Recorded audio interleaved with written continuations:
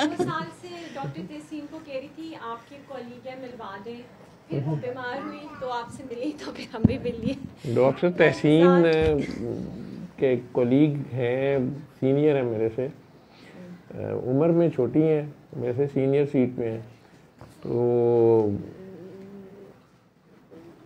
मुलाकात वैसे नहीं थी। एकेडमिक काउंसिल में शायद कभी इन्होंने देखा हो मुझे, और फिर एक बाई चांस अल्लाह ने इनका कोई मैसेज मुझे दिखा दिया। हालांकि मैसेजेस यूजुअली मेरे बहुत ज़्यादा, अभी भी कोई 20,000 से ज़्यादा हैं जो देखने वाले चैट्स।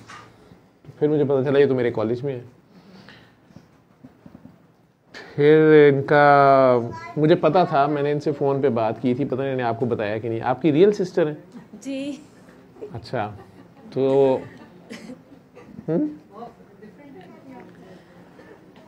हाँ, वो जो आर्ट्स के लोग होते हैं ये ज़्यादातर यूँ कह लें कि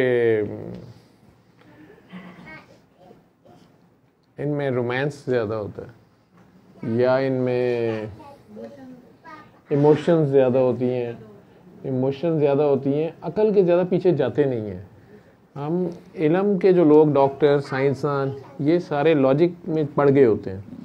जैसे गोरों से जब वो चले गए यहाँ से सो कॉल छोड़ के, तो वहाँ जो पार्लियामेंट में किसी ने उठ के सवाल किया कि ये तुम लोगों ने क्या हरकत की है, जो उस वक़्त का पीएम था, मुझे नाम भूल गया, तो डिबेट थी, उसमें उन्होंने कहा कि ये तुम लोग बहुत गलत काम करके आए हो। जो अपोजिशन का काम होता है कि ये नहीं होना चाहिए था, वो नहीं होना चाहिए था, और ऊपर से तुम लोग एक मुस्लिम कंट्री क्रिएट कर रहे हो, और बाकी जो कुछ भी उस वक़्त हो रहा था, 30-40 मुल्कों में मुसलमान डिवाइड थे, कर दिए गए और सो कॉल्ड आज़ादी दी गई। तो उसमें एक साहब बार बार उन्हें एक्यूज़ कर रहे थे कि तुम्हें लगेगा पता, सलीबी जंगें फिर शुरू हो जाएंगी, वो फिर आ जाएंगे, इतनी मुश्किल से तो काबू आए थे, तो अब तुम लोग उन्हें छोड़ के आ गए हो। तो उनके एक मेन लीडर ने आंसर दिया था, उसने कहा कि बेफिक्र हो, अब नहीं आएंगे। हम उनसे जो है जिस चीज़ की वजह से वो आते थे वो हम ले आए हैं, और जो चीज़ उन्हें दे के आए हैं ना, वो नहीं आते। तो किसी ने मजाक असेंबली में से किया, पार्लियामेंट में, ब्रिटिश पार्लियामेंट के आपने देखे हैं जिस तरह उनका ओपन ज़रा हाउस होता है, उसमें किसी ने टॉन्ट की कि हाँ तुम लोग कोह नूर हुई हीरा ले आए हो, वहाँ से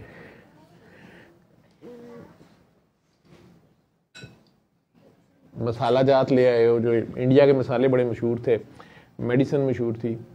तो उसने कहा नहीं, हम उनसे एक तो इखलाक ले आए, मैनर्स ले आए हैं। इस्लाम असल में है ही इखलाक है, तो हम उनसे इखलाक ले आए हैं और उनको लॉजिक दे आए हैं। ठीक है, अब वो लॉजिक में पड़े रहेंगे, इखलाक उनके पास नहीं है, और लॉजिक के चक्कर में ईमान भी हमें दे बैठे हैं। तो हम ईमान और इखलाक ले आए हैं उनसे, तो हर किस्म की करप्शन, 2 नंबरी, वो दे आए हैं उनको, उसकी आदत डाल आए हैं। गुर्बत इतनी कर छोड़ के आए हैं वहाँ पे कि गरीब का वैसे ही कोई दीन मजहब नहीं होता, लेकिन उनके जो मैनर्स थे, जो इखलाकियात थे, वो जो लॉर्ड मिकाले ने 200 साल पहले पार्लियामेंट में लेटर लिखा था कि इस कौम को अगर हराना है तो इनके तो मैनर्स ही अजीबोगरीब हैं, इनकी एजुकेशन अजीबोगरीब है। 360 से ज़्यादा मज़हब हैं, एक अक़लियत है मुसलमानों की, जो अक़लियत है लेकिन हुक्मरान है, और अक्सरियत आराम से उनके नीचे बैठी हुई है और सेटिस्फाइड है। और यहाँ पर अकेली औरत जो है, दिल्ली से लेके पेशावर तक, जवान कवारी लड़की, अगर जेबर से भी लदी फंदी हो, दिन रात सफ़र करे, तो ना उसके जेबर को कोई देखता है और ना उसकी जवानी को कोई देखता है। और मद्रास से लेके पेशावर तक मुझे कोई भिखारी नज़र नहीं आया। ये इतना अमीर मुल्क है, ये पता नहीं किस इंडिया की वो बात कर रहा था, सब कॉन्टिनेंट की। तो इनको अगर हराना है तो हमें इनकी मॉरल वैल्यूज़ तबाह करनी पड़ेगी, इनका एजुकेशन सिस्टम तबाह करना पड़ेगा। ठीक है, ये उसकी लेटर था जो आज भी उनकी पार्लियामेंट में पड़ा है। तो उसी पार्लियामेंट में उनके प्राइम मिनिस्टर होगा उस वक्त, जो भी था लीडर, उसने आंसर दिया उन्हें कि हम उनसे इखलाक ले आए हैं और लॉजिक के बदले ईमान भी ले आए हैं। ठीक है, तो ये जो ज़्यादा पढ़े लिखे होते हैं ये लॉजिक में बहुत ज़्यादा होते हैं। तो लॉजिक एक हद तक होती है, ईमान जो है ना वो लॉजिक से भी फिर आगे होता है। तो ईमान सलामत हर कोई मंगे, तो फिर लॉजिक वाले मुसलमान जो हैं ये बेचारे लॉजिक के साथ ईमान भी बचाने की कोशिश करते हैं। और हम जैसे नाचे जो हैं वो अगर उन्हें कहें कि आप तस्बीह छोड़ दें तो वो अगर 6 दिन कई सालों बाद सो भी जाएं तो 7वें दिन उन्हें दिन रात के अज़कार याद आ जाते हैं। ठीक है, तो वो फिर कहानी वहीं की वहीं आ जाती है। जबकि पहले दिन मैंने फ़ोन पे ये कहा था कि मेरी बात मान लोगी। इसी तरह एक कोर कमांडर जो था ना खुरम को तंग करता रहा कि मैंने दिखाना है मैंने दिखाना है, और डॉक्टर साहब को कहें या हम हेलीकॉप्टर भेजते हैं नहीं तो वीगो डाला आएगा। ठीक है, तो खुरम ने कहा यार ਤੁਹਾਡੀ ਮਿਹਰਬਾਨੀ, जरनैल साहब ਨੂੰ को 5 ਵਜੇ ਆਣ, डॉक्टर साहब 7 ਵਜੇ शायद आन, वो 5 ਵਜੇ ਇੱਥੇ ਹੋਣ ਤੇ ਵਰਦੀ ਘਰ ਛੱਡ ਕੇ ਆਣ। तो जरनैल साहब की मजबूरी थी, वो बेचारे आ गए जीन जॉगर में। इसी तरह ये अब प्रोफेसर थी और HOD थी। ठीक है, और इतनी सी उम्र में बंदा HOD हो जाए वो फिर ज़हनी तौर पे VC होता है। ठीक, अल्लाह का शुक्र है। लेकिन छठे दिन इन्हें याद आ गए दिन रात के अज़कार। ठीक है, फिर उन्होंने मुझे मैसेज किए कि मैं 6 रातें तो बड़ी ज़बरदस्त सोई हूँ। और उस वक्त जब पहले दिन फ़ोन पे बात हो रही थी, अल्लाह कहते हैं जब इंसान फंसा हुआ होता है ना फिर ये दिन रात उठते बैठते हर करवट हमें पुकारता है। ज़ाहिरी बात है अल्लाह ने तो नीचे नहीं आना होता, कोई ना कोई डॉक्टर ही होता है। तो मैंने इन्हें कहा मैं कि जी आप जो कुछ पढ़ती हैं बंद कर दें। सारे गैस्ट्रोएंटरोलॉजिस्ट इन्होंने पूरे कर लिए हुए थे और सिम्टम्स भी डायग्नोसिस ही नहीं हो रहा था कि मुंह में सारी रात इनके वाटर ब्रश मेथल बहुत ज़्यादा थे, नींद नहीं आती थी। मुझे इन्होंने बड़ी बेबसी से कहा कि पता नहीं कितने दिन महीने साल हो गए हैं मैं सोई नहीं, फरवरी से नहीं मैं सोई। और खुद ये प्रोफेसर हैं दवाइयों की। नहीं उन्हीं के पास रहने दो माइक। तो अल्लाह ने खैर की, ठीक हुई। लेकिन 7वें दिन उन्होंने फिर शरारत कर ली थोड़ी सी। मन मर्जी कर लेता है ना बंदा, छुटती नहीं है काफिर मुंह को लगी हुई। तो मैं कभी चल के नहीं गया किसी के दफ्तर में, मैं इनके दफ्तर चला गया। मुझे समझ नहीं आई, वो वहाँ जाके मुझे पता चला। तो ये अकेली बैठी हुई थी और मैं इनके ही, ये पहला दरवाज़ा था तो मैं इन्हीं को पूछने लगा कि यहाँ डॉक्टर साहबा किस कमरे में होती हैं। तो मैंने देखा है पाइप नाम ही नहीं का लिखा हुआ। खैर इनके दिन रात के अज़कार का मैंने इन्हें समझाया कि आप फ़िलहाल जो है ना ज़िक्र जो है वो तकरार का ही नाम नहीं है। ज़िक्र कई तरीके से मैंने इनसे बात की, पता नहीं इन्हें समझ आई कि नहीं आई, लेकिन इन्होंने आप लोगों का जिक्र कर दिया। इन्होंने कहा असल में उठते उठते मुझे कहती हैं कि असल में मुझे समझ नहीं आ रही थी मैं क्यों आया हूँ इनके पास। वो ये कहती हैं असल में हम रिश्तेदार भी हैं। तो फिर मुझे समझ आई कि अच्छा मैं क्यों आया हूँ। तो बताने लगी कि वो मेरी सहेलियाँ हैं, सारी की सारी मेरी बहन की फ्रेंड्स हैं, NCA का गैंग है। तो वो आपके पास आना तो चाहता है लेकिन हमें एड्रेस का नहीं पता था। जी डॉक्टर साहब। मैंने कहा अच्छा चले आ जाइएगा। इस चक्कर में आप लोग आ गए। इनके आते रहे बाद में भी मैसेज, मुझे पता था आप लोगों ने अब आना ही आना है, मेरा काम हो गया।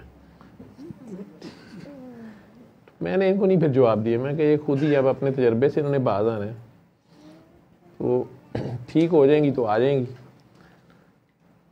थोड़ा सा हिली ना वो डोज कम कर दी जाती है पीछे से, ठीक है, ताकि बंदा ना हिले, थोड़ा डरता रहे कि अच्छा नहीं दोबारा भी हो सकता है। खुद दुआएं कराया करें, आप लोगों को दुआ कराया करें। जिसको दुखी परेशान देखे ना, जिसको देख के अपना आप याद आए कि मैं भी कभी ऐसे फंसी हुई थी, हाय ये बेचारी, वो माने या ना माने, आपने नहीं ये सोचना कि ये तो फलां मैडम है, ये तो फलां वो है। आपने उसे साइड पे ले जाए, उससे आराम से बात करें, उसे बता दे जो आपके दिल में आए, वो दुआ उसे करा दो। जी मुझे लगता है कि आप ठीक हैं, ठीक है। बाकी थोड़ा सा गुस्सा तो बंदे के अंदर रह ही जाता है। वो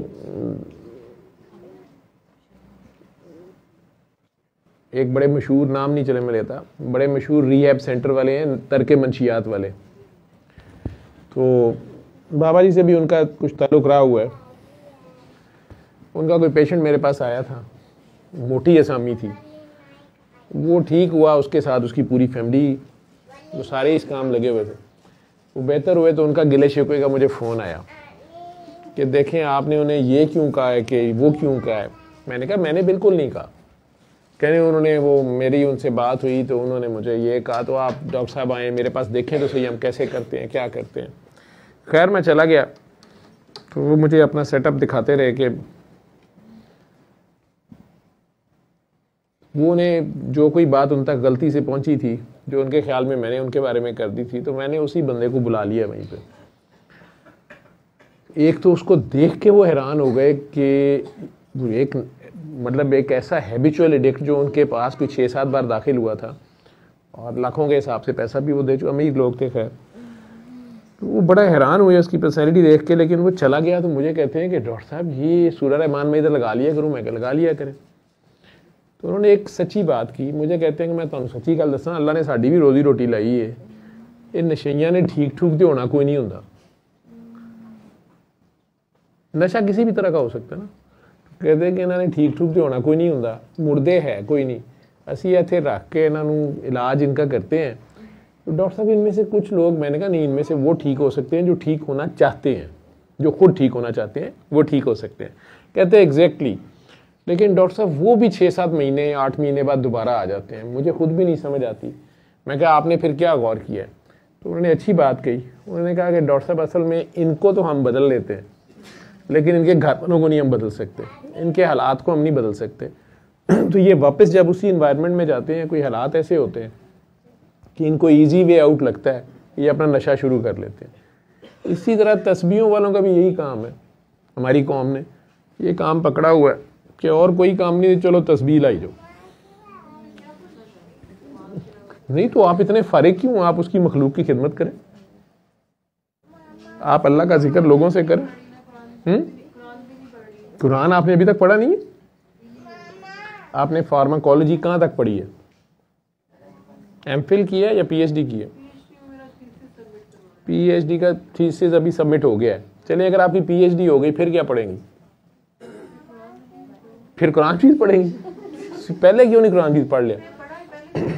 जी तर्जमे से पढ़ा है ना, तो अब उसको प्रैक्टिकल करेंगी तो प्रैक्टिकल में सीखेंगी, प्रैक्टिकल से सीखेंगी। आप सिर्फ उसको पढ़ते रहने से नहीं सीखेंगी, उसके प्रैक्टिकल से सीखेंगी। जब आप मखलूक खुदा की बेगर्जी से खिदमत करेंगी तो आपको जगह जगह से मखलूक चेक करेगी, हर तरह से चेक करेगी, ठीक है। और जी बिल्कुल आप पढ़े, मैंने पढ़ने से तो मना ही नहीं किया आपको, क्योंकि अभी आपके कुछ तेजाब बाकी है। तो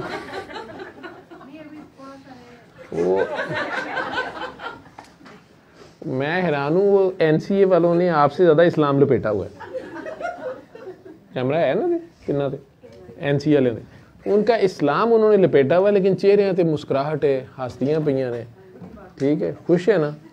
और शायद शादी ना की हुई हो, लेकिन ये भी हो सकता है कई बार कवारे बड़े खुश होते हैं, ठीक। लेकिन अगर शादियां भी की हुई हैं, बच्चे भी हैं, और रात को इस वक्त इधर बैठी भी हुई हैं और खुश भी हैं, ठीक है। असी दोवें डॉक्टर असी इंज बैठे हैं जिवें मुजरम हाँ, ठीक है। तो खैर, तो पढ़ना भी है। जैसे कोई बच्चा एमए कर लेता है, बीए कर लेता है, मैट्रिक करता है, सारे पूछते हैं बेटा अच्छा अब क्या करना है? वो कहता है मैंने एफएससी करनी है, मैंने डॉक्टर बनना है, या मैंने सीएसएस करना है, या मैंने पायलट बनना है, जो भी करना है।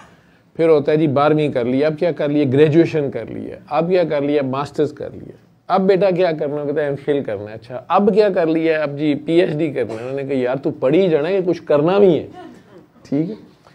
तो आप भी कुरान मजीद पढ़ी जा रही हैं तो कुछ करना भी है ना, तो उस पर ऊपर अमल भी करना है, ठीक है। प्रैक्टिकली उस पर अमल करना है। बिस्मिल्लाहिर्रहमानिर्रहीम पढ़े तो उसमें गौर करें कि आपके लिए क्या मैसेज है। रहमान कब बनना है और रहीम कब होना है, रहमानियत को कब पुकारना है और रहीमी को कब पुकारना है। ठीक है, वो कब रहमान होता है और कब रहीम होता है, वो किन के साथ रहमान होता है और किन के साथ रहीम होता है। जैसे एक बार बार अल्लाह कहता है, अंबिया को भी कहता है कि आपको मैंने बशीरम व नज़ीरा, मैंने आपको खुशखबरी देने वाला और वार्निंग देने वाला बनाया। अब वो वार्निंग किन को देनी है और खुशखबरी किन को देनी है।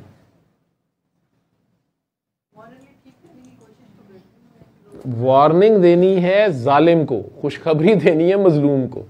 अगर वो उल्टी, जिस तरह हमारे पाकिस्तान के मौलवी करते हैं कि गरीबों को या मजलूमों को ज़्यादातर वो कहते ਤੁਹਾਨੂੰ अल्लाह दोज़ख छुटेगा, तुसी टाइम ते बिल नहीं देंगे, तुसी हुकूमत के खिलाफ है कर देता है, आप लोग टैक्स नहीं देते, आप लोग ये नहीं देते, आप लोग वो नहीं देते। और राइट्स उन्हें कोई दे नहीं रहा और उनकी ड्यूटियाँ उन्हें सुनाई जा रहे हैं। ठीक है, उन्हें ही फोन करी जा रहे हैं, वो गरीब डरी जा रहे हैं, बच्चे हैं स्कूलों के वो डरी जा रहे हैं। वो मेरी टीचर ने बताया है मरने के बाद क्या होगा, क्या वो कब्र का मंजर मैंने पढ़ी है। मैं कहा तू की पढ़ लिया पुत्र, तू जिंदा तो रह ला, पहले जिंदगी गुजार लो, ये बाद की बातें बाद में देख लेंगे। ठीक है, तो प्रैक्टिकल जो है वो जब शुरू होगा तो कुरान करीम की समझ आनी शुरू होगी। ठीक है, नहीं तो सादी तकरार करती रहोगी, उसकी भी एक हद है। नबी करीम सल्लल्लाहु अलैहि वसल्लम से ज्यादा कोई काम नहीं करना। हाँ, तो वो दुआ आप देख लें आप क्या मांगी जा रहे हैं। हो सकता है अगर अल्लाह मियाँ नहीं मान रहे तो असल में तो दुआ मांगना है तो अल्लाह मियाँ ने आपको अपने साथ मशगूल रखा हुआ है कि यार साढ़े वाल मुखरा मोड़। ठीक है, तो उसको वैसे देखी जाए, ये अजब दोस्ती है, जब पुकारा कह दिया कोई काम है। ठीक है ना, ये भी तो देख लें। वैसे भी ऐसे आई लव यू करके उसे पुकारें, अल्लाह जी क्या हाल है आपका। ठीक है, कि लिस्टें ही उसको सुनाई जानी है। वो तो अल्लाह है, वो तो ठीक कर रहा है, वो तो सही करेगा, वो कभी भी गलत नहीं करेगा। हम नहीं कायम होते, हम नहीं उस जगह पे रुकते। खैर, आगे आप लोगों के साथ इधर जो खातून थी जी, वालेकुम अस्सलाम। डॉक्टर साहब आप अपना तारुफ देना चाहेंगी लोगों को? जी, मेरा नाम डॉक्टर तहसीन अवैध है और मैं सिम्स सर्विसेज के साथ जो मेडिकल कॉलेज है उधर फार्माकोलॉजी डिपार्टमेंट होता है, जो 3rd ईयर MBBS को हम पढ़ाते हैं, उधर हेड ऑफ डिपार्टमेंट और प्रोफेसर हूँ।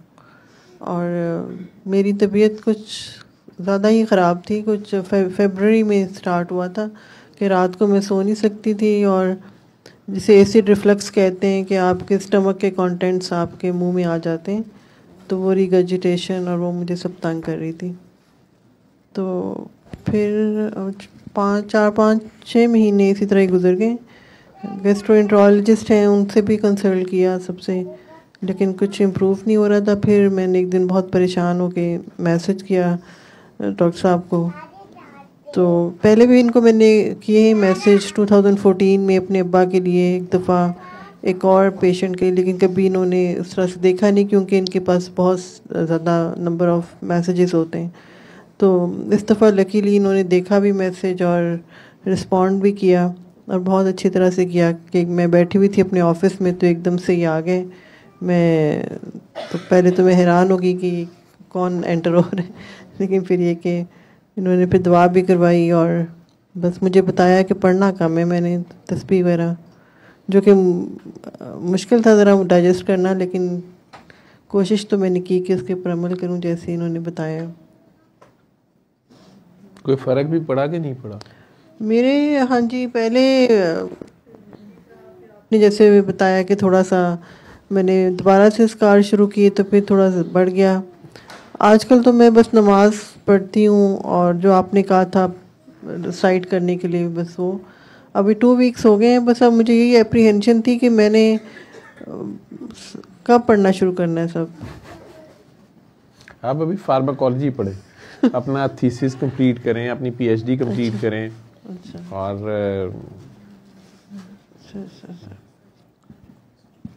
अच्छा, मैं पढ़ना शुरू करती हूँ। आप शादी हुई भी है, बच्चे हैं? बच्चे, हाँ जी, बच्चे हैं, एक बेटा है और 2 बेटियां हैं। 2 बेटियां हैं? हाँ। उनकी खिदमत करें।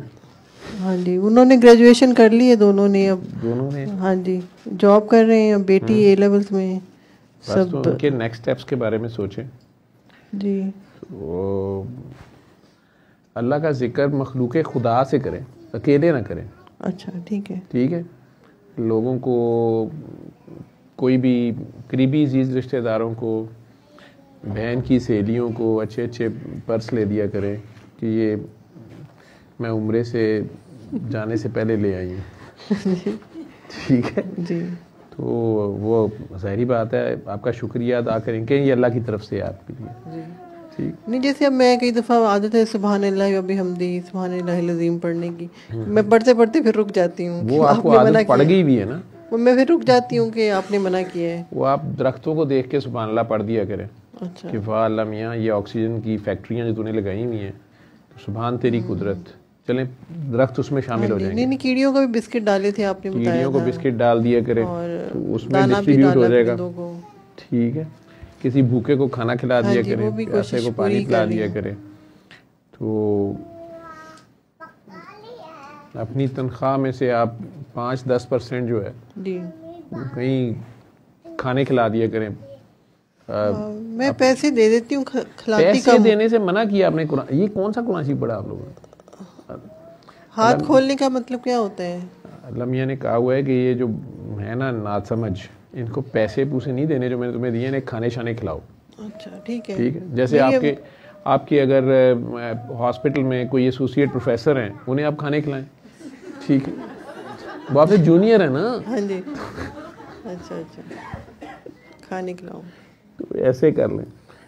चलिए ठीक जी, ठीक है। लेकिन प्यार, मोहब्बत, रवादारी ये बांटे। कोशिश तो मैं करती हूँ, लोग मुझसे बहुत ज़्यादा ऑफिस में नाराज़ तो कोई नहीं है। नहीं, आपसे कोई नाराज़ नहीं है, लेकिन अल्लाह मियाँ भी आपसे राज़ी है, वो भी आपसे नाराज़ नहीं है इंशाल्लाह। मैंने आपको कहा ना कि मैं ऐसा फन्ने खाऊं कि मैं कभी चल के नहीं गया किसी के पास जी। तो मैं आपकी तीसरी मंजिल पे मैं गया हूँ जी, मुझे पता है। ठीक है, I wasn't expecting। अल्लाह ने ही मुझे भेजा होगा। जी ठीक है, डांट के कि जाओ, अब उसकी तस्बीह भी बंद कराई है, तो काकी को तसल्ली भी दे के आओ। ठीक है, तो ये डिप्रेशन मुझे बहुत ज़्यादा सवेयर हुआ था, उसमें से तो मैं आप मुझे बताएं कि जो अल्लाह का दोस्त हो उसको डिप्रेशन तो उसके पास से नहीं गुजरना चाहिए। हाँ जी, ये फला खौफुन लहम वला नाशुक्री भी तो इंसान ही करता है ना। नाशुक्रा भी तो इंसान ही है। नहीं, नाशुक्रा होने से नहीं होता। कई बार आप ओवर चार्ज हो जाते हैं, ओवरलोड हो जाते हैं, तो कहते हैं चले, कहते दूर वीराने में एक शम्मा जली है कब से, कोई परवाना इधर आए तो बात बने। मतलब एक ऐसी शम्मा है, वो बेचारी रोशनी दे रही, परवाना ही कोई नहीं है, इससे भी डिप्रेशन हो जाता है जी। ठीक हो सकता है ना। हाँ जी, ये कि मैं बहुत इंट्रोवर्ट हो गई हूँ, बातें भी नहीं करती किसी से। वही ना, कोशिश अब मैं करती हूँ, बिला वजह बातें करती हूँ लोगों को, स्माइल भी करती हूँ लिफ्ट में सारों को। आपको मारती भी थी? आप फिजिकली सख्त थी बहुत, जलाली। नहीं, अभी भी बच्चों के पेपरों के ऊपर ये बैठ ही जाती हैं। नहीं, स्टूडेंट तो बहुत खुश रहते हैं मेरे से। बच्चे तो खुश रहते हैं, बच्चों के पेपर कर लिए जी, पहले कह दिया सारों को कि जी एक एक क्वेश्चन भेजें। वो जिन्होंने एक एक क्वेश्चन भेज दिया उन्हें कहा कि अब आके इसको चेक इधर आके करें। वो कह रहे हैं जनाब पेपर घल दियो, असी कर देने आ। नहीं जी, आपका क्या पेपर इधर से उधर ना हो जाए। ठीक है, तो दुख आ गए। अपने SR को कहें कि इधर आके चेक करे। मेरे तक कहानियां पहुंची हुई हैं। तो कई लोग जो हैं, एसिड एमी नहीं होता, तो वो कई लोगों को तब चढ़ती थी कि यार हम कहाँ से SR जो है वो स्पेयर करें, थिएटर पूरा करें, इमरजेंसी पूरी करें। नहीं सर, सर्जरी वालों ने तो उधर मंगवाए, डॉक्टर मसलम नहीं माने। नहीं, मेडिसिन वाले सिर्फ आए। मेडिसिन वाले आगे चेक कर गए थे ना, लेकिन सर्जरी वाले नहीं माने। नहीं, वो नहीं माने। वो वाइस प्रिंसिपल है। हाँ जी, मेरी भी अल्लाह की तरफ से सीनियरिटी में प्रिंसिपल है, फिर नदीम असलम है, और उसके बाद मैं हूँ। अल्लाह की तरफ से सीनियरिटी में पूरी लिस्ट नहीं होती एकेडमिक काउंसिल की। एकेडमिक काउंसिल की, तो उसमें आप तीसरे नंबर में है ना। हाँ जी, अब तो शायद प्रिंसिपल नदीम असलम और उसके बाद मैं हूँ। हाँ, तो हम लोगों का किसने ख्याल रखना है? ना पहले नंबर वाला रखे, ना दूसरे वाला, ना तीसरे वाला। मेडिकल कंपनियों से हम खाते नहीं हैं। ये भी अल्लाह की तरफ से पता नहीं कैसे तीसरे नंबर पे पहुंच गए। नहीं, वो अल्लाह ने आपसे जो काम लेना है अपने वक्त पे, वो और भी लेगा, आगे भी लेना है उसमें। ठीक है, लेकिन उसके लिए आपको एक बहुत अलर्ट, लाइवली दुनियादारी जो है ये बड़ी ध्यान से होनी चाहिए जी। अगर आपने मेरे दुआ सेशंस देखे हैं तो मैं बार बार कहता हूँ कि माशरती उलूम ज़रूर पास होनी चाहिए जी। इस्लामियात पास और माशरती उलूम फेल तो काम ख़राब है जी बिल्कुल ठीक है। ठीक है, तो माशरती उलूम पास तो इस्लामियात में 33 नंबर तो लम्हिया वैसे ही लगा देंगे। ठीक है, सिर्फ उसमें आपने इतना ही कहना कि अलमिया ये सोशल स्टडीज़ और सोशल वर्क जो मैंने किया ना ये मैंने आपकी खातिर किया कि ये आपकी मखलूक है, तो इस्लामियात के 33 नंबर मिल जाएंगे जी। बाकी फिर आपने अगर ये तस्बीहें वस्बियाँ पढ़ी होंगी तो इनके भी 5-6 नंबर मिलेंगे। फिर इन पे अगर प्रैक्टिकल अमल किया होगा तो फिर 100% मार्क्स मिलेंगे। ठीक है, फिर जन्नत में बैरिया टाउन में घर होगा आपका।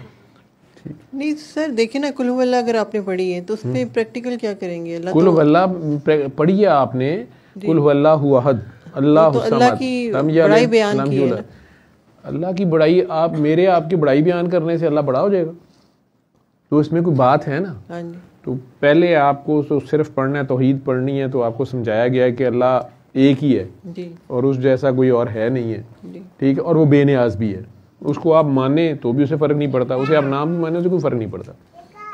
लम यलिद वलम यूलद, ना उसने किसी को पैदा किया ना उसे किसी ने पैदा किया, ऐसे ही है। और आगे आखिर में क्या रह गया? वलम यकुल लहू कुफुवन अहद, तो उस जैसा कोई उसके जैसा है ही नहीं ना कोई, he is one and the only. ठीक, अब आप भी उसके तर्जुमान हैं। जैसे अगर रात को जाते हुए पुलिस वाला खाम खा पकड़ ले, आप लोगों खवातीन के साथ नहीं, लड़के लड़कों के साथ बेचारों के साथ बड़ा मसला होता है। ठीक है, बाइक पे जा रहा है, गाड़ी पे जा रहा है, अभी उन्होंने रोक लिया, हाँ अभी कितू आ रहे हैं। अभी वो पिछली बार लम्स के बच्चे जो आए थे, शायद आपने प्रोग्राम देखा, तो वो लम्स के बच्चे आए थे, तो उन्हें हमने जाते हुए यहाँ गुलाबों के हार थे वो मैंने उन्हें दे दिए, और रास्ते में पुलिस ने पकड़ लिया। अच्छा किधर ही हार लेके जा रहे हो? उन्होंने कहा नहीं हम आ रहे हैं। अच्छा तो हार वापस ले आए हो? वो तीनों चारों बच्चे कितने जा रहे हो? उन्हें कहा लम्स इस टाइम उत्थे हो जे काम शुरू होए ने। अब वो तीनों वो कह रहे हैं आप तलाशी ले लें, तलाशी बाद चलाएंगे, आगे थुरे हो। उन्हें कहा मिलाद तू आ रहे हैं। उनमें से एक मुझे पता है उसका पुलिस से ज़रा अड्डा पहले मैच बड़ा पड़ गया था, तो उसने आगे से जवाब दे दिया, उसने कहा कि मिलाद से आ रहे हैं। तो उनमें से एक कहता है बस अब आपने नाम ही ऐसा ले दिए जाएं, लेकिन कोई कहानी हमें समझ नहीं आई। लम्स के बच्चे मिलाद से इस टाइम गुलाब के फूल लेके आ रहे हैं, तो उनमें से फिर एक ने शायद वो पता नहीं वो लाइव सेशन चल रहा था, तो उसने दिखा दिया, उन्हें क्या ही तैसी देखने पे चलो जाओ। ठीक है, कुज़ेब दास्तान मैंने डाल दी बीच में, लेकिन अगर इसी तरह वो पुलिस वाले पकड़ के ले जाएं, ठीक, और पर्चे में ये भी लिख दें कि गाड़ी में से आधा किलो चरस भी बरामद हुई है, ठीक है, और एक लड़की नुमा लड़का भी साथ था, तो बंदे के दिल में पहला बंदा जो अब सोचता है कि मैं अब किसको फ़ोन करूं, किसी बेस्ट फ्रेंड को करता है ना। जी जी। क्योंकि अगर अब्बू को किया तो अब्बू ने कहना तुम इस वक्त कर क्या रहे थे, तुम किधर से आ रहे थे, तुम जा किधर रहे थे, चर्च कहाँ से आई, बंदा कैसे कहे जी पुलिस वाले झूठ बोल रहे हैं। बेस्ट फ्रेंड का पता होता है कि उसने ये नहीं कहना, उसने पहुंच जाना है। ठीक है, अब वही बेस्ट फ्रेंड किसी दिन आपको फोन करे और आप आगे से कहें नहीं मेरे बच्चे छोटे छोटे हैं, नहीं मेरे अब्बू क्या कहेंगे, नहीं मेरी अम्मी मारती हैं, तो ये तो बेस्ट फ्रेंडशिप ना हुई। ठीक, तो जब आप अल्लाह के साथ ये दोस्ती चाहते हैं कि आप 30,000 फुट की बुलंदी से जहाज गिर रहा है, लोग चीखम पकार कर रहे हैं, आप सुभान अल्लाह अभी हमदी शुरू हो गई हैं कि अल्लाह मियाँ तू आ जा, क्या बातें ने तेरियां, जहाज डिग रहा है, अल्लाह नहीं को कैसे तक भाजी रहन दो, मैं क्यों आवा हूँ, मरदे पे मरो, मैनू क्यों नाल मरवाओगे, अल्लाह तो नहीं मरेगा। लेकिन बहरहाल वो अल्लाह कभी हमें कहता है कि नहीं नहीं सॉरी यार ये मेरे अब्बू नहीं मानेंगे, मेरी अम्मी नहीं मानेंगे, उसकी अम्मी अब्बू है ही नहीं, नहीं मेरे बच्चे बहुत छोटे हैं, ये भी नहीं कहता वो। ठीक, किसी यार उसको बुला लो, यार इसको बुला लो, नहीं वो खुद ही आता है। ठीक है, अब वही अल्लाह अगर आपका इंतजार कर रहा हो किसी जगह पे और आप कहें कि नहीं आप उसको कह दें नहीं मेरे बच्चे छोटे छोटे हैं, नहीं मेरे अब्बू मारेंगे, दूसरों की हेल्प करनी चाहिए। जितनी कर सके। वही है हर तरफ। अब कुल वल्लाहु अहद समझ आई जी। ठीक है, ये अभी छोटा सा मानी समझाया मैंने। ये जब आप प्रैक्टिकल करेंगी तो जेडे मतलब समझ आएंगे तुसी कहना मैं नहीं समझना ठीक है। ये कुल खुल गया ना जी। ठीक है, कह दो तो ये किसको कह दो, कैसे कह दो, पता है वो तो कहूँ कुल हु अल्लाहु अहद, हु उसके बाद है, अहद उसके बाद है। असल में मेरी खाला भी बहुत तस्वीर पढ़ती है, उनको देख के हम लोग भी इंस्पायर होके, हम जब बचपन में छोटे छोटे थे, ये सरवत को भी याद होगा कि हम तब से आयत करीमा पढ़ते हैं। हमें नेबर्स वाले बुला के ले जाते थे कि आयत करीमा बच्चों को पढ़ने के लिए पढ़नी है। तो हम छोटे होते थे तो 1.25 लाख हमें बिठाया होता था उन्होंने पढ़ने के लिए। तो आदत हमें तब की इस तरह से है। वो तो अच्छी बात है, लेकिन मुझे बताएं कि आयत करीमा का मतलब है क्या, मतलब वो किस लिए पढ़ी जाती है? अपने आप को अल्लाह ताला के सामने पेश करते हैं कि अल्लाह ताला जो है आप पाक हैं और मैं बेशक मैं गुनहगारों में से हूँ। मैं तो ये इस्तग़फ़ार है, आई एम सॉरी की एक बहुत बड़ी एक एक्सप्रेशन है जी। ठीक है। और ये किन की दुआ है? यूनुस अलैहिस्सलाम की, मछली वाले पैगंबर ठीक है। उस ज़माने में आबदोज़ नहीं थी ना, तो अल्लाह मियां उन्होंने बेल मछली में सैर शुरू कराई, आबदोज़ की तरह ही सैर करते रह गई अंदर। अब बाद में बाहर भी निकाल दिया तो स्किन का बुरा हाल सारा, कद्दू की बेल भी उग गई और वहीं लेटे हुए यही पढ़ते रहते थे। उन्होंने अल्लाह के हुक्म से पहले एक स्टेप उठा लिया था, जो उन्होंने कहा कि या अल्लाह मियां ये ठीक ही नहीं होते ना, छड्डो परे ठीक है, जिस पे अल्लाह करीम ने उन्हें वो सारा एक्सपीरियंस हुआ उनका। अब आप लोग आयत करीमा पढ़ी जाएं तो पहले तो ये देखेंगे आप किस चीज़ की अल्लाह मियां से माफ़ी मांग रहे हैं।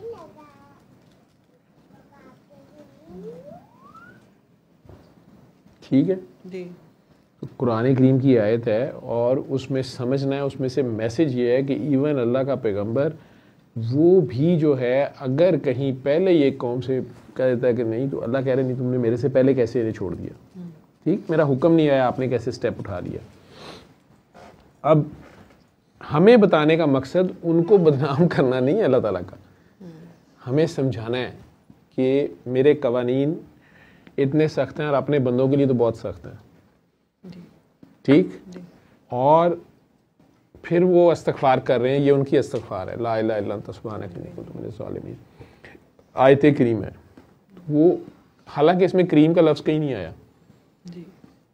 लेकिन उसका करम ही मांग रहे हैं अब आगे फिर ठीक है। नबी करीम सल्लल्लाहु अलैहि वसल्लम का ये सवाल भी था आज किसी का, वैसे मैंने वो आप लोगों को उसमें कहा था, किसी का एक क्वेश्चन भी था, मेरा ख्याल पहला क्वेश्चन ही ये था, ये पहला क्वेश्चन ही था, सुनाई दो उसको, है माइक दीजिएगा जरा।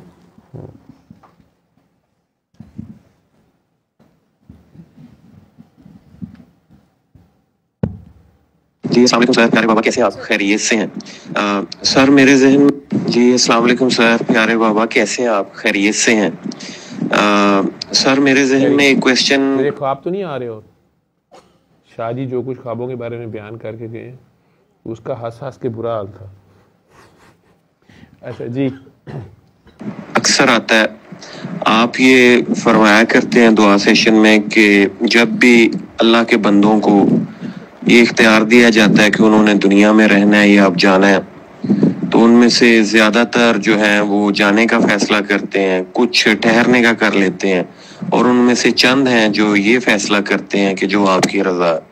तो अभी एक हदीस सरकार दो आलम की मेरी नज़र से गुजर रही थी, जिसमें सरकार दो आलम के पास एक फरिश्ता आया और उसने पूछा कि जिसका मफहूम ये है कि क्या आप दुनिया और उसके दरमियान जो कुछ है उसका इख्तियार पसंद फरमाते हैं या जो कुछ अल्लाह के पास है, या अल्लाह के पास जाने को पसंद फरमाते हैं? तो सरकार दो आलम ने अल्लाह ही के पास जाने को पसंद फरमाया था। ये हजरत अबू सईद खुदरी की रवायत करता बुखारी और मुस्लिम में एक रवायत है। तो अगर कभी मुनासिब मौका मिले तो बराए मेहरबानी इन दोनों मामलात को, इन दोनों वाक़यात को बयान फरमा दीजिएगा, क्योंकि हमने आपकी बात से ये अखज़ किया कि वो जो उस वक़्त भी कहते हैं कि हमने जो आपकी मर्ज़ी है तो उनका मुकामे रज़ा जो है, तस्लीम व रज़ा, वो और लेवल पे होता है। सरकार दो आलम खुद मुकाम है, खुद दराजात हैं, खुद अल्लाह की रहमत है, वो दराजात से बुलंद और मावरा है। लेकिन यहाँ पर उनका जो इख्तियार फरमाना है कि मैंने अल्लाह की तरफ लौटने को इख्तियार फरमाया है, उसका कोई यानी तो जी या उसकी वजाहत बयान फरमा दें सुकून कल्ब के लिए, मेहरबानी, शुक्रिया। कुर्बान जाऊँ आपके सवाल पूछने के अंदाज से। और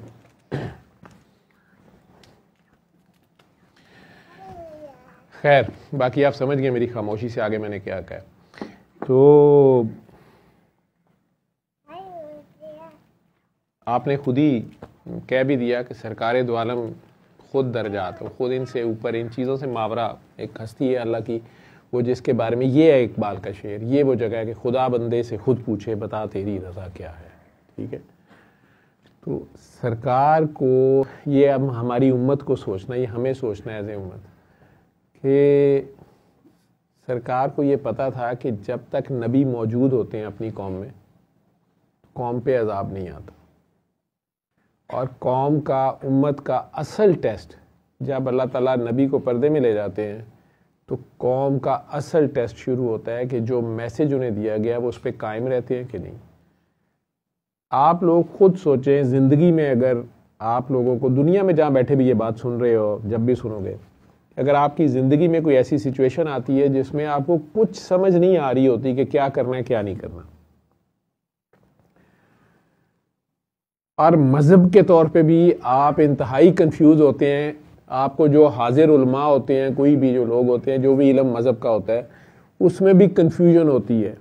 आजकल ये तलाक़ के मामलात में कुछ मियाँ बीवियों को मैं बहुत परेशान देखता हूँ कि एक फ़िका वाले कह रहे होते हैं तलाक़ हो गई है, दूसरे कह रहे होते हैं नहीं हो गई, तीसरे कह रहे होते हैं ज़रा साढ़ा बखरे हो गए गल करो, चौथे कह रहे होते हैं चलो मैं हाज़िर हाँ, अल्लाह माफ़ करे। वो ऐसी ऐसी मुश्किल सिचुएशन होती है कि बंदे को ये भी नहीं पता चल रहा होता कि यार मेरा दीन दुनिया दोनों, दुनिया तो गई है, दीन भी ना साथ चला जाए। ऐसी सिचुएशन जब हों, और पहले अंबिया के बाद भी हुई कि अल्लाह की वाज़ेह किताबों के होने के बावजूद उन किताबों में तहरीफ़ की गई, और फिर उन किताबों के साथ बीच में अपनी मर्ज़ी के माने, मतलब और वो सब कुछ शामिल किया गया। तो जो लोग, वो लोग जो जेन्युइन हक़ की तलाश में थे, जो जेन्युइन सच और हक़ के राह पे चलना चाहते थे, वो खुदा की तरफ ही देखते थे और अल्लाह से पूछते थे कि या अल्लाह क्या सच है क्या झूठ है। आप में से बहुत से लोग मेरी इस बात को इस तरह समझ रहे होंगे कि वो किसी एक ख़ास फ़िरके के घर पैदा होते हैं, उनको शुरू में बताया जाता है, ज़्यादा सख्त फ़िरकेबाजी होती है कि बस हम ही ठीक हैं बाकी गलत हैं।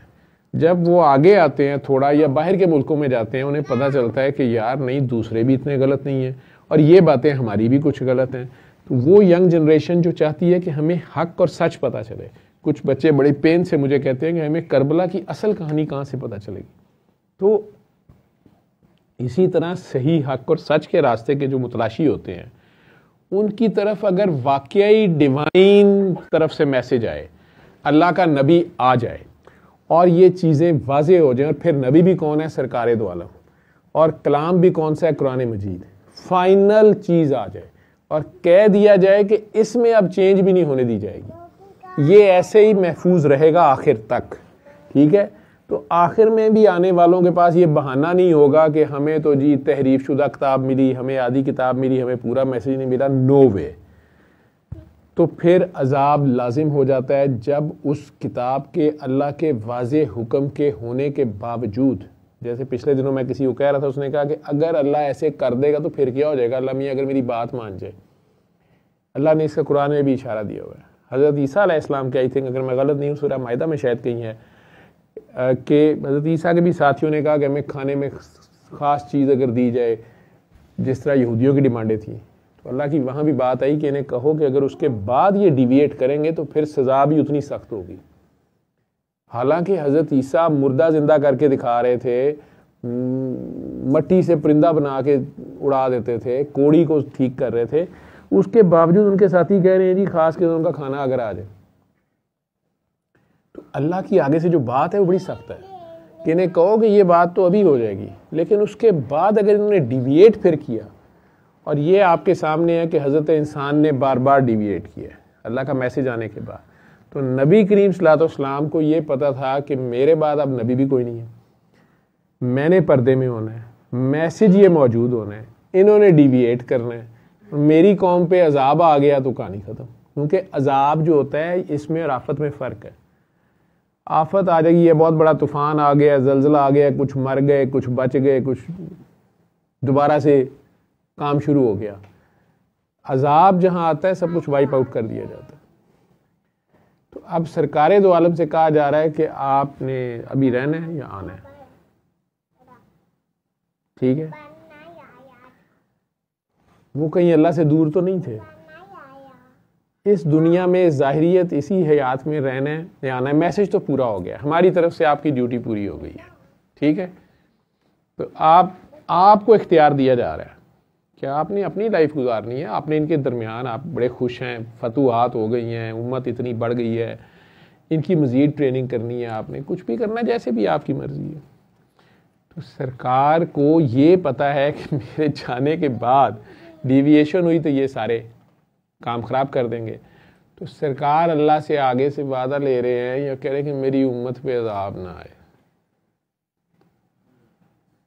तो वो जो अभी कह रही थी कि अब अन्ना अतायना कल कौसर में हमारे लिए क्या है, तो आगे हमने तुम्हें पाकी अता कर दी, आपको हमने अता कर दी, लेकिन शर्त क्या है, फसल्ली लिरब्बी का वन्नहर, नमाज कायम रख। ये एक सवाल बीच में और है, वो एक बच्ची ने सवाल किया हुआ, शायद मैंने 6-7वें नंबर पे आपको सीरियल दी थी, इस मतलब मैंने खुद ही पता नहीं, मुझे नहीं पता था कि निदा ने आना है कि नहीं, मैंने खुद ही कर दी तरतीब उसकी। वो जिसमें एक बच्ची कह रही है कि डॉक्टर साहब कहते हैं कि मरने के बाद भी ड्यूटी है और सारी, तो ये दुनिया से जाके भी यानी ड्यूटी है कि नहीं है, वो आएगा बीच में तो कर दूंगा। तो अल्लाह ने शर्त रख दी कौसर दे के, नमाज कायम रख और कुर्बानी देता रह, जाके उसकी ग्रामर देख ले। तो 11 के 11 इमाम शहीदी हुए हैं और सादात के ज़ुम्मे, मैंने अभी पहले ही बात की है कि इनके ज़ुम्मे कुर्बानी ज़्यादा है, ठीक है। कुर्बानी यही होती है कि अपना हक भी दूसरे को दे देना, अपनी ज़रूरत की चीज़ भी अल्लाह की राह में दे देनी है, अल्लाह की खातिर। और यही कायम नमाज भी है, मेरा अल्लाह मालिक है। तो सरकार कह रहे हैं कि मेरी उम्मत पे अजाब ना आए, बाकी तो मैं अल्लाह के सिवा कुछ मैंने चूज़ नहीं करना, जो उसकी मर्ज़ी है। मैं कौन होता हूँ अपनी मर्ज़ी बताने वाला, ये उनका कहने का मतलब ये है। लेकिन फिर एक वादा ले रहे हैं कि मेरी उम्मत का क्या बनेगा, ठीक है। जिन्होंने रो रो के दुआएं की हुई हैं, क्यों की हुई हैं, उन्हें अल्लाह सारा कुछ दिखा रहा था। उन्हें पता होता था कि ये बंदा जो आज आके मेरी टांगे दबा रहा है, मेरी तारीफ़ें कर रहा है, इसने बाद में ये कर देना, या इसके अभी भी दिल में ये कजी है। मैं ये इसे कहते हैं रोशन ज़मीरी। बहुत से अल्लाह के बंदों को मैंने देखा है कि वो आपसे कोई बात करते हैं तो आप परेशान हो के आगे से बंदे कह रहे होते हैं, उनकी महफिल में लोग कहते थे आपको कैसे पता चला, अच्छा आपको पहले ही पता था चला। तो वो तो सरकारे दो आलम थे, वो जो 10-12 मुनाफिकों के नाम बता रहे थे, आप ये देखें कि वो ऐसी हया वाले हैं, वो भी उस वक़्त बताए हज़रत हुज़ैफ़ा को, हज़रत हुज़ैफ़ा ही थे आई थे जो हजूर के राजदार थे, सही नाम याद है मुझे, मैं कुछ और ही कर गया हूँ। और दूसरे हज़रत अम्मार यासिर, तो वो तबूक से वापसी पे, यरमूक से या तबूक से वापसी से उन्होंने उन्हें कहा कि इस घाटी में से गुजरते हुए तुम लोगों ने मेरे साथ रहना है, और ये लोग जो हैं इन्होंने मुझे घाटी से धक्का देने का प्लान किया हुआ है या जो भी है। लेकिन उसके बाद भी उनके साथ सलूक वैसे ही है, हत्ता कि उन लोगों की अगर डेथ्स होती थी तो जिब्राइल अलैहिस्सलाम को पर्टिकुलर आके कहना पड़ता था कि आपने इसके जनाजे में नहीं जाना। और हज़रत उमर ने ये तरीका बना लिया था, ये देखते थे कि हजूर किसके जनाजे में जाते हैं, किसके जनाजे में नहीं जाते हैं, ठीक। सरकार ने नहीं बताया और उनके साथ सलूक में भी कोई चेंज नहीं है। हालांकि ये उन्हें पता है कि काफिर मुसलमान हो सकता है, मुशरक किसी वक़्त भी शिरक छोड़ के वापस अल्लाह का तौहीद पे आ सकता है, लेकिन मुनाफिक के नसीबे में हिदायत नहीं है। तो उन्हें उनकी उम्मत का भी दिखाया जा रहा था कि ये ज़ाहिरियत में मुसलमान बने हुए होंगे लेकिन ये तारके कुरान होंगे। इनके जुबानों पे तो कलमे होंगे लेकिन इनके गले से नीचे कलमा नहीं जाएगा। ये इस्लाम के नाम पे एक दूसरे के गले काट रहे होंगे। ये मुनाफिकत है और क्या है। वो उनकी फिक्र थी और ये उनकी अल्लाह से डिमांड थी या एक किस्म की काका जी दुआ थी अल्लाह से कि मेरी उम्र, तो जिसके लिए फिर अल्लाह ने लॉ तो नहीं बदलना था, पिछली उम्मतों के साथ तो ये हुआ था, ठीक है। इसलिए ये भी कहा गया कि तुम लोगों को इशारे भी दिए हमें कि मुझे तुम लोगों से एक ही चीज़ का डर है कि कहीं कहीं कौम लूत वाले काम में ना पड़ जाना, क्योंकि उसमें अजाब लाजिम हो जाएगा, या तुम्हारा फितना माल होगा, मालों के चक्कर में तुम लोगों ने उसको एक गर्दनें काटनी है। ये सारे इशारे दे गए वो। तो ये उनकी ऑप्शन या जो भी उनका अमल था, मुझे तो ये समझ आता है। बाकी तो वो इतनी बड़ी हस्ती है कि उनके बारे में शायद मैं आज पहली बार इतना ज़्यादा बोल गया हूँ। हमें सोचना चाहिए, मेरी ये समझ है, मेरी ये जो छोटी सी अकल समझ है, मुझे ये समझ आता है कि वो हमारी जो उन्हें फ़िक्र थी या एक उनका प्यार था अपनी उम्मत से, उसमें उनका ये कहना था अल्लाह करीम से। बाकी अल्लाह के जो दोस्त हैं, अल्लाह के नबी वली, ये सब के साथ अल्लाह का मामला अपना है। काकियों को लंगर दे देना, ये जाएं आप सब लोग, ठीक है काकी जी। सूरह इखलास का कुछ समझ आ गई है तो ये जो अब पूछा है इस पे अमल करना पड़ जाता है इंशाल्लाह। प्रैक्टिकल करते जाए, जिसने जाना है आप लोग निकलते जा सकते हो जी। अब वो डॉक्टर साहबा बार बार कह रही हैं कि ये तीनों चारों जो मुझे पकड़ के ले आती हैं, ये सवाल खुद तो करती नहीं, मेरा तमाशा देखती हैं, फाइन आर्ट्स वाली। वो कहती हैं मुझे पूरा हफ्ता तंग करती हैं और खुद वहाँ ये बोलती नहीं है। आपको भी कह के लाई थी, बोली ना, नहीं आप बोला करें।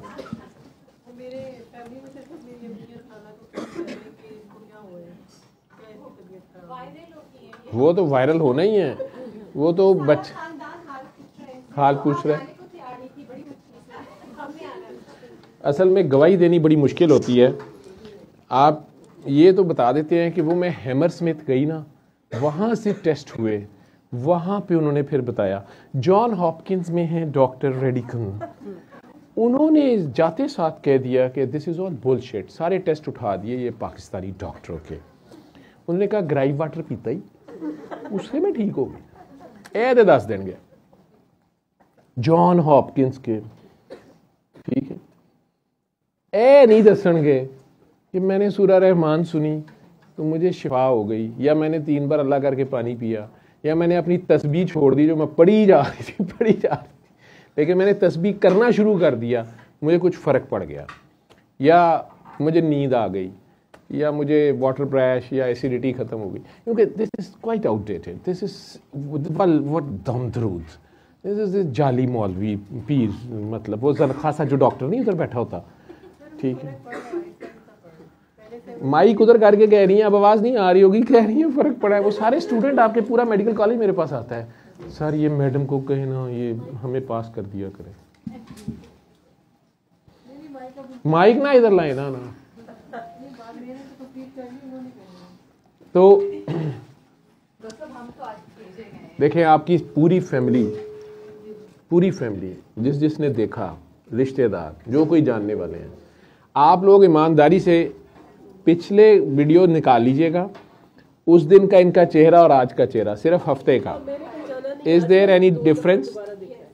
ठीक है, पॉजिटिव चेंज है या नेगेटिव चेंज है? पॉजिटिव चेंज है, ठीक है। ग्लो है इनके चेहरे पे, लाली है, मुस्कुरा रही हैं। फेजेस बीच बीच में आते हैं, वो मैं कहता हूं कि क्या कहता है कि छुटती नहीं है काफिर मुंह को लगी हुई, ठीक है। तो अभी वो भाईजान बड़े तकड़े हैं, ये जो इधर बैठे होते हैं ना हमारे बड़े भाईजान, जो है हमारे से पहले के हैं, वो पिछले चीफ ऑफ आर्मी स्टाफ जो थे ना, जनरल अज़ाज़ील उनका नाम था, फरिश्ते का रैंक था उनके पास, थी जिन, वो जिन हमारे साथ होता है, वो अपना पूरा जोर लगाता है बीच में कि नहीं नहीं किधर जा रहे हो, ठहर जाओ, without omeprazole how it can be possible, better take some prothiaden and little bit of risp and bit promazepam. ठीक है, सारी छोड़ दी है ना, तो आप ठीक हो गई हैं। ठीक, अब ये सारे डॉक्टर जितने गैस्ट्रोस्कोपियाँ और ये सारा कर रहे थे और सारे टेस्ट कर रहे थे, वो कहेंगे असल में आपकी तशखीस ही ठीक नहीं थी, आपको डिप्रेशन था। आखिर से कल डिप्रेशन से पा देंगे। ठीक है, वो डिप्रेशन ही था, बस हम आपका लिहाज करते थे, इम्प्रेशन ये था। गयासुल नबी तैयब का ब्याह महक रहा है कोई नहीं मैं तो आपने गलत टाइप के नाम दे, मैंने नहीं कराया भाई, मतलब वो कराते ही नहीं थे, मेहनती बहुत थे। फिर मैंने अपने एक शागिर्द उनके पास भेजा, नूरुल आरफीन, वो दोनों के साथ दोनों आपस में प्रैक्टिस कर रहे थे। नूरुल आरफीन कामरान चीमा साहब के पास चला गया और इसरारुल अख्तूर उनके पास रुक गया। ये दोनों मेरे पास से ही गए थे इत्तेफाक हॉस्पिटल से, मेरे से तंग थे दोनों। इसरार बहुत ही मुहज़्ज़ब, इंतहाई सुलाजू किस्म का राजपूत है, और नूरुल आरफीन इंतहाई सवाल करने वाला और बहस करने वाला, मैं ना मानूं वाला शागिर्द है। वो तो नाजिल हो गया कामरान चीमा साहब के पास, कामरान चीमा साहब भी कंसर्न मैं ना मानूं, वो दोनों आज तक आपस में नहीं बने। ठीक, फिर मैंने मज़हर नकवी भेजा तो कुछ सुलह हुई उनकी आपस में, सैयद मज़हर नकवी। ठीक है, ये भी प्रोफेसर हैं, ये ICU के प्रोफेसर हैं, पल्मोनोलॉजिस्ट हैं, और नूरुल आरफीन साहब भी पल्मोनोलॉजी के प्रोफेसर हैं। कामरान चीमा साहब तो प्रोफेसर है, एमेरिटस हैं। गयासुल नबी तैयब साहब भी डीन लेवल के बंदे हैं, गैस्ट्रोएंटरोलॉजिस्ट। इसरारुल अख्तूर भी प्रोफेसर है, मैं इन सबसे जूनियर, तरक्की नहीं कर सका क्योंकि ये इस तरह के कामों में दम दरूद बम बरूद में पड़ गया। आप शादी नहीं करते थे, ठीक है, तो जब इसरार और नूरुल आरफीन दोनों वहाँ इकट्ठे हो जाते थे शाम को, तो फिर गयास साहब ने बेहतर समझा ब्याही कर ली। ठीक, ये बात कुछ ऐसी ही है। उन्होंने मुझे कहा था कि एंडोस्कोपी का पीछा छोड़ दो, उन्होंने कहा एंडोस्कोपी का पीछा छोड़ दो। मेरी टेस्ट करवाए थे ना, वो सारी काफ़ी माल अब्जॉर्प्शन की और काफ़ी टेस्ट उन्होंने सारे करा दिए थे। नेशनल डिफेंस हॉस्पिटल में हमारे एक न्यूरो फिजिशियन प्रोफेसर हैं, वो मेरा नाम सुन के गालियाँ देना शुरू कर देते हैं। तो नाम छोड़े पर तुम ना क्यों ना दे, प्रोफेसर होएगा कोई न्यूरोलॉजी का। उनको भी ऐसे ऐसे टेस्टों के नाम आते हैं जो पाकिस्तान में किसी और को नहीं आते, वो होंगे भी उन्होंने लेबॉर्ट्री चुने। तो मेरी भाभी वाशरूम में कहीं स्लिप हो गई, गिरी, तो उनके यहाँ पे पीछे टूटी लग गई, वो सर भी लगा दीवार में, उनके पास दाखिल हो गई। तो वो बेचारी बार बार के मेरे इधर दर्द हो रही है और सर में दर्द हो रही है। वो 2 दिन कांटे छुरियाँ लैके 2 बारी MRI brain, CT brain, MRI spine करके आखिर मैं कहीं रीढ़ की हड्डी चो पानी कड्डांगा, वो यह भी करावांगा, वो भी करावांगा। तो भाभी, मैंने जाके खुद पूछ ही लिया, मैं कि भाभी इधर क्यों दर्द है? कहती इधर चोट लगी है। कमीज चुक के वेख्या, बेचारी चंगा भला नीर पिया कि किधर दर्द है? सारे सर में दर्द है। उसने कहा नहीं दर्द है, इतने देखा रहते गुम्मड़ बने। मैं क्या तेरी रीढ़ की हड्डी चो पानी कड्डन लगे, तेरे दिमाग च इन्फेक्शन चलेगी। वो छाल मार के बैड तो उतरी ICU चो, वो लम्स आके रुकी सीधी। उस दिन दी प्रोफेसर साहब की शान काफ़ी गुस्ताखी कर दी। प्रोफेसर भी बड़े ने, वो खैर, तो वो साहब मेरे लिए गालियां देने पे आ जाते हैं। हालांकि मैंने उनकी दुम पे कभी पाँव नहीं रखा। अभी कल मेरे पास एक बच्चा आया हुआ था, तो उसके उन्होंने पता नहीं कौन कौन से टेस्ट कर मारे हैं। अब उसका पेट स्कैन होना था कि नहीं तुम्हें है ही पैरानियोप्लास्टिक सिंड्रोम है, ठीक है। मैं क्या पुत्र तू करा ही लै, 2.5 लाख तो लग गया, पेट भी नॉर्मल आ गया। तो कसीदा बुरदा शरीफ सुनिया तो उठ के खलो गया, जो राशे की बीमारी, पार्किंसनिज्म प्लस और पता नहीं की सी, रो रो के अदा अशर हो गया। ਉਹਦੇ घर ਦੇ ਕਹਿੰਦੇ ਨੇ जी ਇਹ कसीदा सुनदियां पहले रोया, ਉਹਦੇ बाद सुता है। अज 1.5 महीने बाद साड़ा पुत्र सुता है, असी क्या उठाइए ही ना, ठीक है। 8-9 घंटे बाद ये उठिया तो उठ के आपे ही बाथरूम चला गया, जिन्होंने फड़ के लैके जाते सन, ठीक। अब मैं क्या करूँ डॉक्टरी को इधर इनकी, मैं तो मान रहा हूँ इल्म को, एलोपैथी को, हर चीज़ को, लेकिन एलोपैथी से बहुत कुछ ऊपर है जो जाते हुए हमारा ख़राब कर गए थे, जो हमें कह गए। और तो हिंदुओं बेचारों को गोली बेच गए, आयुर्वेदा का भी सत्यानाश मार गए, इधर की हर चीज़ तबाह कर गए कि आपकी कोई चीज़ नहीं है, आपके पास कुछ भी नहीं है। तो यहाँ पे पहले इलाज कैसे होता था? मैं नहीं कहता कि पीछे दम दरूद पे चले जाएं, लेकिन बहरहाल जब एलोपैथी जहाँ काम नहीं करती, मैं कहता हूँ वहाँ ये ट्राई करते थे। ठीक है, आप उसकी जिंदा जागती मिसाल है ना। और मैंने ये भी आपकी तस्बीहात भी आपकी बंद ही कराई ना, कुछ अर्सा ठहर जाए और 3 बार अल्लाह करके पानी पिए, अपना नाम प्यार से ले लें, इतना ही था। चालाकी ये कि आपको वीडियो पे इसलिए ले आया कि मेरी दुआ से तो ठीक होना नहीं था मैंने, ठीक है ना। देखे ना, कर्नल की दुआ से जनरल कैसे ठीक होगा, ठीक। लेकिन जनरल को सीधा करने वाली कई फूफियाँ मासियाँ घर में होती हैं। वो जब सब ने कैमरे पे देखा, वायरल होगी ना वीडियो, वो हर एक के फोन आना शुरू हो गए, है नहीं तेनू की होया। अम्मी और खाला को आए, अम्मी ने डंडा उठा लिया, तू सीधी होनी है कि नहीं, खाला ने तेनू की होया। खामन साहब ने क्या है तू यार, तू क्यों गई थी उधर, ठीक है। तो बंदे को खुद कहना पड़ जाता है मैं बिल्कुल ठीक हूँ, मैं बिल्कुल ठीक हूँ, मैं बिल्कुल ठीक। उन सब ने दुआ की होगी दिल से कि नहीं, जिन सबको ये भूली हुई थी, जिन सबको ये याद आ गई वीडियो पे देख के, उन सब का प्यार ही है ना। उन सब की अपने घरों में बैठे बैठे उनका होगा कि हाँ है, इससे वो सब पकड़े गए, वो भी पकड़े गए कि वो इनकी तरफ से गाफिल है, और ये भी पकड़े गए कि ये सारे हमारी वीडियो देखते हैं, लाइक नहीं करते, बेल आइकॉन नहीं दबाते, कमेंट्स में नहीं लिखते। इसको कह रहे हैं कि you are Pendu, doctor Javed की दुआ सेशन में गई, इन्होंने पूछो तुसी वेखदे हो तो तुहानू पता लग गया। ये कैसे पता चला आप लोगों को? आप लोग फुफियां चाचियां मासियां नवियां उमरां ने मोबाइलों से बैंड दिए, वो भी रात दे इस टाइम। तो इसका मतलब हाजा कुल्लू कौम खराबुन, माफी गिविंग गवाही, ठीक है। ये लाइव ये वीडियोस शेयर किया करें, इससे हमें कोई पैसे नहीं मिलते, लेकिन किसी का भला हो जाता है। कोई भूली भांजी भतीजी आपको याद आ जाती है, किसी और को अपना कोई ड्यूटी याद आ जाती है, किसी और को कोई पुरानी दुश्मनी याद आ जाती है जो हमें खाम खा रखी हुई थी, किसी को कोई उधार प्यार जो उसने लिया था वो वापस करना याद आ जाता है, ठीक है। कर्जे पड़े होते हैं ना। तो बजाय इसके कि ਹੁਣ ਅਸੀਂ ਇੱਕ ਫਿਲਮ ਬਣਾਈਏ, ਉਹਦੇ 'ਚ ਅਸੀਂ गाने गाइए तो फिर ਤੁਹਾਨੂੰ ਅਸੀਂ याद आइए। तो आप लोग यही शेयर कर दिया करें। आपने कितनी देर अपनी रूटीन ऐसी रखनी है, आपने ज़्यादा से ज़्यादा मखलूक खुदा की खिदमत करनी है, ठीक है।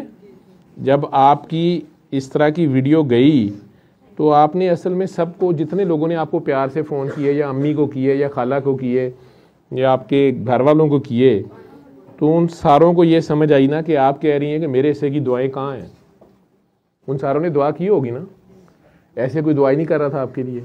सारे यही समझ रहे थे बड़ी वड्डी प्रोफैसर है, ठीक है, वो देखो तो 2 गड्डियां ने, डिफेंस च घर है, तो कि उन्होंने दुआ की लोड़ नहीं की, ठीक है।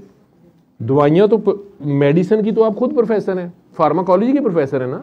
कौन सी दवाई है जो मुझे बल्कि मेडिसिन के प्रोफेसर को बाद में पता चलती है, फार्मा वाले को पहले पता चलती है। आप लोग पहले अप्रूव करते हैं ना। लेकिन आपने अचानक एक ऐलान किया उस वीडियो में आके, ये वाला ऐलान था आपका। मैं अभी ये बताता हूँ, ये देखें, आप आंखें बंद करके इसको सुने। आपने अपने सारे रिश्तेदारों, ये मुझे बहुत पसंद है, मुझे बहुत पसंद है। आपने ये ऐलान किया, आंखें बंद करें, ये तो इश्तिहार है, आंखें बंद करें। आपने अपने सब रिश्तेदारों को ये कहा था,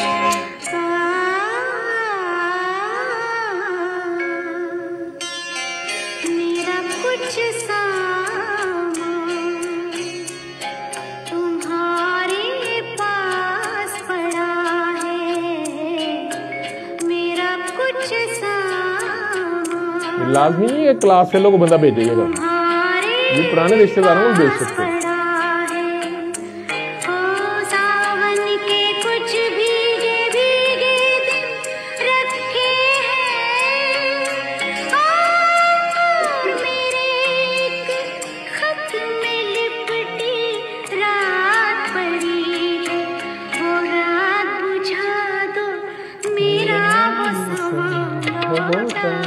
ये अपना वादा भूले हुए, खत है ना एक, अल्लाह की तरफ से भी पैगाम आते हैं।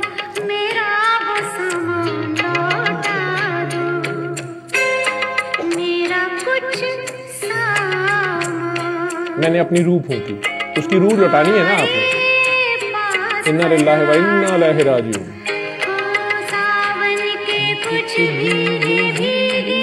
ये जो आंख गीली होती है, सावन आ जाता है ना, कुछ यादें जब अल्लाह याद आता है।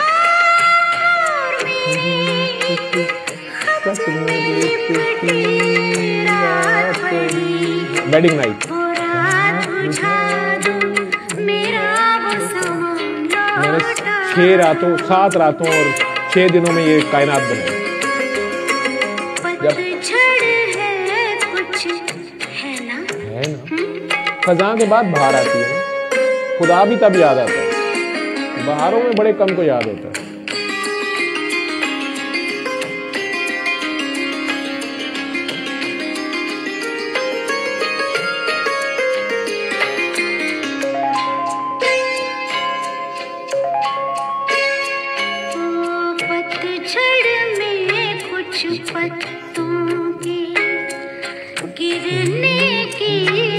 एक पत्ता भी उसकी इजाजत के बगैर नहीं गिरता।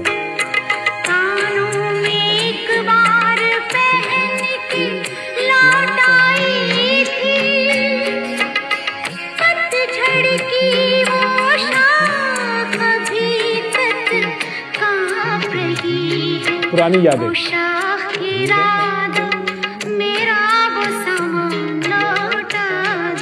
गिरे हुए पत्ते जिनके ऊपर आप चलते हैं, नॉस्टैल्जिया।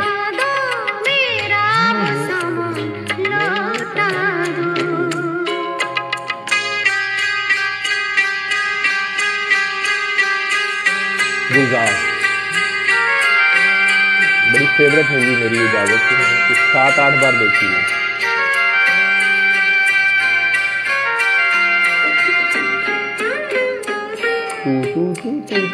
याद आ गया।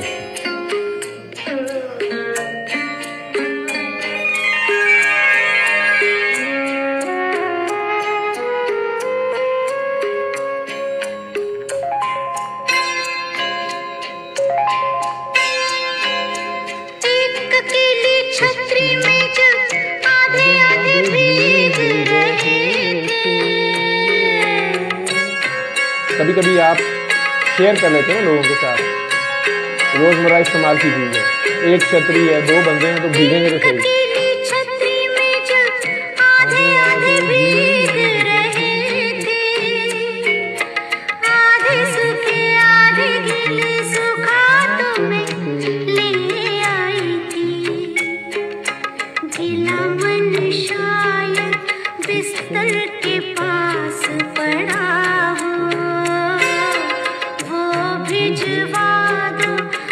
आधा मैं ले आई थी, वो जो मेरी मैं थी, मैं जुदाई डालती है, मैं मेरा मेरा, वो जो गीला मन था, वो जो जिंदा दिल था,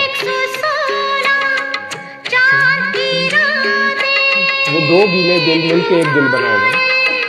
मैं और तू का झगड़ा नहीं, दूरी और नजदीकी का। 116 चांद की रातें,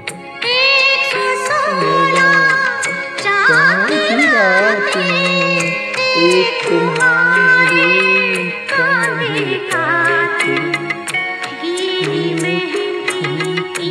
खुशबू,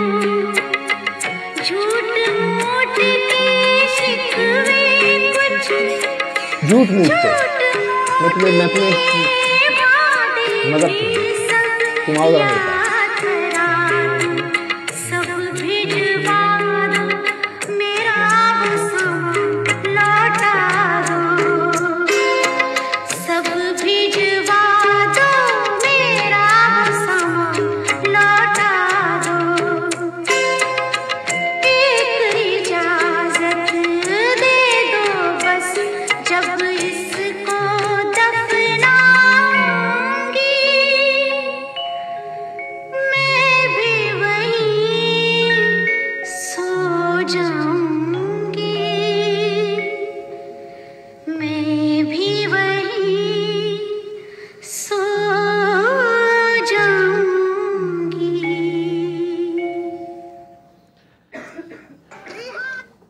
इसमें मेरा ख्याल है एक शायद उसने काटा हुआ है या वो डायलॉग में था कि बिन बत्ती साइकिल के ऊपर जब चालान हुआ था,